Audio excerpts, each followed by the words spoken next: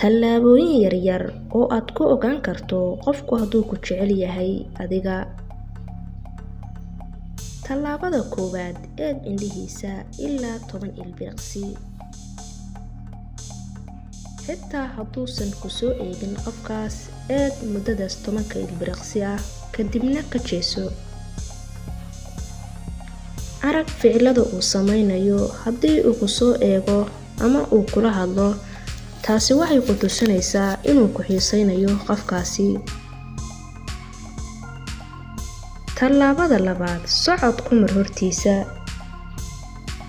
adigoo iska dhigaya qof aan u jeedin, ishana ku xadaya ficilada uu samaynayo.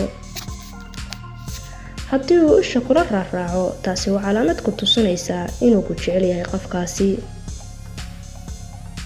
tallaabada saddexaad, ka masayrsii. sida markaad saaxiibada qaar meelaha isugu tagtaan, cod sira dhagta ugu sheeg.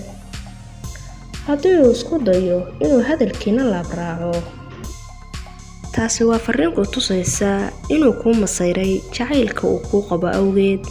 tallaabada afaraad, ma ku caawin karaa qofkaasi adiga?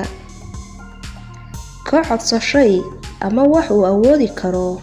haddii uu si fudud kugu caawiyo, taasina waa calaamad kaleeto oo kuu sheegaysa qofkaasi inuu ku jecel yahay. talo muhiim ah, marnaba ha u bandhigan jacaylkaaga qof ilaa aad ka ogaato isna inuu ku jecel yahay.